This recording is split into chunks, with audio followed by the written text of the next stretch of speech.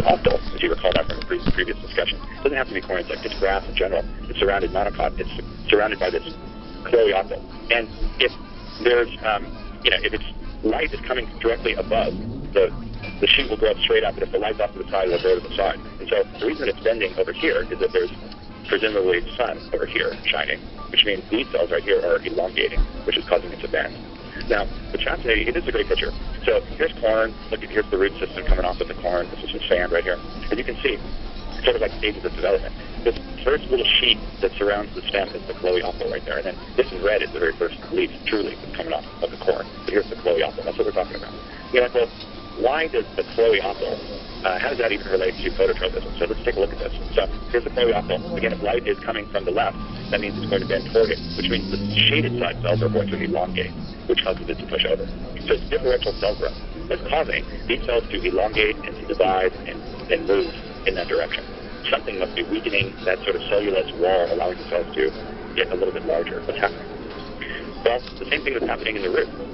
For example, the root is showing positive geotropism, and the shoot is showing negative geotropism. So there's something that's causing, right over here, the shoot to bend, and then ultimately it's going to bend towards the light, and something's causing the root to bend over on this side, which pushes it in the down direction. So in other words, these cells are elongating right here, which is then pushing it down. And these are elongating, which is causing it to move in an upward direction. Well, would you be surprised if I told you that one of the very first scientists to work with phototropism was Charles Darwin himself? And interesting, it's Charles Darwin and Darwin, which does this mean? It's Darwin and his son, Francis. They were both working on this towards the end of Darwin's life. It's pretty cool. He was teaching his son science. And so what they were doing was growing some seeds. And you can see here's the coleoptile, and they're noticing that this is basically the control. And there's light over here. It's going to bend towards the light.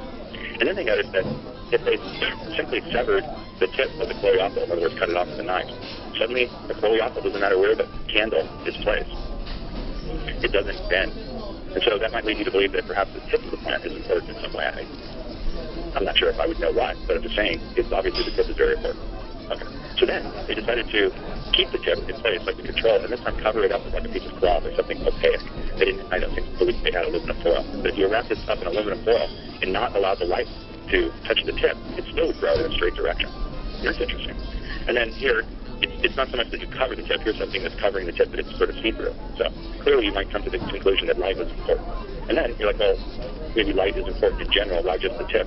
Well, if you cover the bottom part of the coleoptile lower, again, that doesn't influence it. So it appears to be the tip. So Darwin sort of showed that something about the tip's ability to receive light is very important. But what's curious about that is, I mentioned to you before that you're like, yeah, light, I can see how that's working. But ultimately what's happening is these are the cells that are being affected down below. Do you follow that? If these are the cells that are being affected, the ones that are elongating, which is causing it to grow, what does the tip have to do with it? How can the tip talk to the side of the coleoptile? So another experiment was conducted in which Boyson and Jensen, kind of a long time ago, 1913, they did what Darwin did. They cut the tip off, and then they put it back on, and they put a little piece of gelatin, so if you can imagine like an agarose gel. Now, agarose gel is permeable. Substances can diffuse through it. So how do you like that? Even though the tip was severed, and you put a gelatin block in between, it still bends. Well, over here, the cut is made, the tip is put back on, and then this time an impenetrable barrier is put there, something called mica. In other words, nothing can penetrate it like the mica on the countertop. So this is interesting. So this is being exposed to the sun, and that's what's happening. And so this is weird. Both of these were cut off, although this allows things to go through and this doesn't. Any thoughts? And so Charles Darwin, I put this picture here showing phototropism with a dust lamp, but in fact he didn't probably have a dust lamp. He's probably using candle or the real sun. So he was able to determine that the tip is needed for phototropism to take place. And then again, Peter Boyce and Jensen demonstrated that there might be a chemical substance and it might be mobile. And again, where's that coming from? It might be a chemical substance because it needs to travel from the tip to the side for these cells to elongate. And it is capable of penetrating here, but it's not capable of penetrating there. And so this is cool. So then, in 1926, Wendt extracted the chemical messenger to the mysterious chemical message that was coming from the tip and proposed its name being opsin, meaning to sort of to grow. And so, how did this group go about doing that? Well, if you cut off the tip after it's been exposed to light, and basically you put that onto an agar block, the chemical, now known as opsin, would simply diffuse, like the pink chemical is opsin. Are you grasping that? So this pink is this oxygen. So it diffuses into the auger, and then look, here's the auger. So the auger now has the oxygen in it. So how do you like that? So over here, when you cut the tip off, nothing. Over here, you put just auger block, nothing. This time, you put the auger block that's been soaking in the oxygen. And watch this. Notice how this is dark and this is light. It's diffusing into the chloroacyl, and then ultimately it's diffusing down the side here.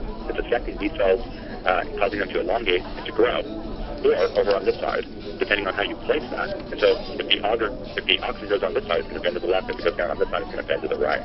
Wow. So it's a chemical, and it was isolated, and it looks like a little tiny tryptophan. It's oxygen. That's pretty cool.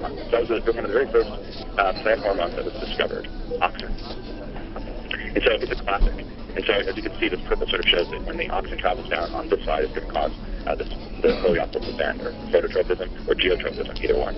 So plant hormones, that was just the first plant hormone. Plant hormones, what do they do in general? This is the come away message here. This take-home message. They help to coordinate growth. They help to develop plants, in other words, to flower, not to flower, to germinate, for fruits to ripen, to basically do all of these things that a plant needs to do in response to environmental stimuli. Like what we were just talking about, the environmental stimuli was light. So why? Well, again, because plants are planted. They cannot make these adjustments of growth and development by moving. In other words, when winter time is coming and the days are